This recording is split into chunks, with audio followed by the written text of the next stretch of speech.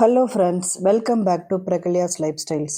நம்ம இந்த வீடியோவில் பைரவரை வணங்கும் 3 விதமான வழிபாடுகளை பற்றி தான் பார்க்க போகிறோம். மாதந்தோறும் வரும் தேய்பிறை அஷ்டமி திதியில் பைரவரை வழிபடுவது தனி சிறப்பு வாய்ந்தது. ஏன்னா அஷ்டலக்ஷ்மிகளும் தேய்பிறை அஷ்டமி தினத்தன்று தான் பைரவரை வழிபட்டு தங்கள் செல்வத்தை மீண்டும் மீண்டும் அதிகரித்து கொள்வதாக ஐதீகம். அதனால் செல்வத்தை கொடுக்கும் அஷ்டமியாக வணங்கப்படுகிறது இந்த தேய்பிறை அஷ்டமி. இப்போ நம்ம 5 அகல் விளக்கு எடுத்து அதில் சந்தன குங்குமம்லாம் வச்சுக்கலாம். ஒரு பெரிய அகல் விளக்கில் உப்பு போட்டு நல்லா நிரப்பி வச்சுக்கலாம்.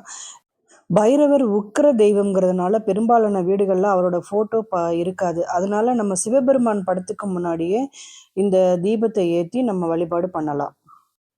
நான் பூஜா ஸ்டோர்லேருந்து 5 எண்ணெய்கள் கலந்த ஒரு எண்ணெய் பாட்டில் தான் வாங்கிட்டு வந்தேன். அது இந்த பஞ்ச எண்ணெய் தீபம் ஏற்றி வழிபடுவதனால நமக்கு மிகுந்த ஐஸ்வர்யத்தை கொடுக்கும். நமக்கு வராத கடன் ஏதாவது இருந்ததுன்னா அது கண்டிப்பாக திரும்ப வந்துடும். தீபம் ஏற்றியாச்சு. இப்போ நம்ம ஒரு 7 மிளகு எடுத்துக்கலாம். ஒவ்வொரு மிளகையும் அந்த அகல் விளக்கு மேலே இருக்கிற உப்பு மேலே வைக்கும்போது ஒவ்வொரு மிளகையும் தனித்தனியாக தான் வைக்கணும். நமக்கு என்னென்ன வேண்டுதல் இருக்கோ அந்த வேண்டுதல்களை சொல்லிக்கிட்டே பைரவாய நமக பைரவாய நமகன்னு சொல்லிட்டு ஒவ்வொரு மிளகையும் வைக்கணும்.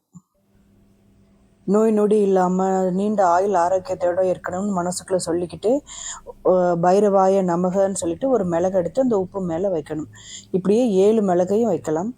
இப்போது நம்ம 21 மிளகு சேர்த்து ஒரு தீபம் ஏற்ற போகிறோம். அதை பற்றி இந்த சொல்கிறேன், வாங்க பார்க்கலாம். ஒரு பெரிய அகல் தீபம் எடுத்து அதுக்கு சந்தன குங்குமம்லாம் வச்சு ரெடி பண்ணிக்கலாம். பைரவருக்கு செம்பருத்தி பூ அல்லது செவ்வரளி பூ சாத்தி வழிபடுறதன் மூலம் நமக்கு ரொம்ப ரொம்ப விசேஷத்தை கொடுக்கும். பைரவரை வணங்குவதால் சனி பகவானால் ஏற்படக்கூடிய பாதிப்புகள் தோஷங்கள் நீங்கும்.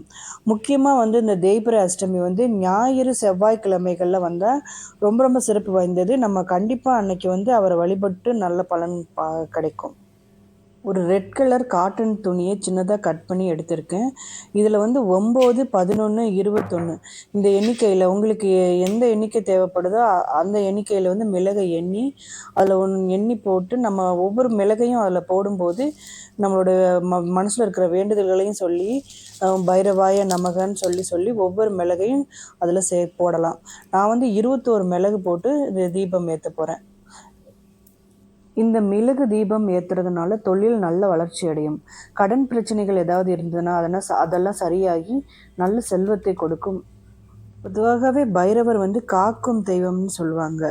அதனால நமக்கு அவரை வணங்குவதன் மூலம் ஒரு நல்ல பாதுகாப்பான உணர்வு, நிம்மதியான உணர்வு கிடைக்கும். இப்போ நான் மிளகெல்லாம் 21 மிளகை எண்ணி அந்த துணியில் போட்டுட்டேன். இப்போ இதை ஒரு சின்ன மூட்டையாக கட்டி அதை ஒரு அகல் விளக்கில் வச்சு நல்லெண்ணெய் ஊற்றி இப்போ தீபம் ஏற்றி வழிபாடு பண்ணலாம். தேய்பிறை அஷ்டமி தினத்தன்று கோயில்களில் சிறப்பு பூஜைகள் நடக்கும். அதுலேயும் நம்ம போய் கலந்துக்கிறது ரொம்ப ரொம்ப நல்லது.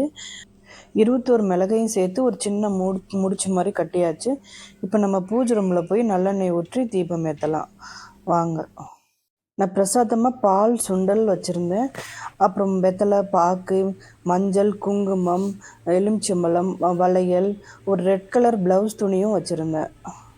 சில பேர் வீட்டில் ஒவ்வொரு வெள்ளிக்கிழையும் கலசம் வைத்து வழிபாடு பண்ணுவாங்க. அப்படி பண்ண முடியாதவங்களுக்கு நிரந்தர கலசமாக பூஜை ஸ்டோரில் கடைகளில் விற்கும். அதை வாங்கி வச்சு வழிபாடு பண்ணலாம். அஷ்டமி தினத்தன்று அவருடைய வாகனமான நாய்களுக்கு உணவளிக்கலாம், இல்லை மருத்துவ உதவிகள் செய்யலாம், இல்லை அதை தத்தெடுத்து பராமரிக்கலாம். எது முடியுமோ அதை நம்ம செய்யலாம். அகல் விளக்கில் நல்லெண்ணெய் ஊற்றி மிளகு தீபம் ஏற்றிக்கலாம்.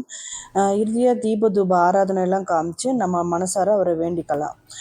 உங்களுக்கு ஏதாவது போற்றிகள் தெரிஞ்சாலும் சொல்லலாம்.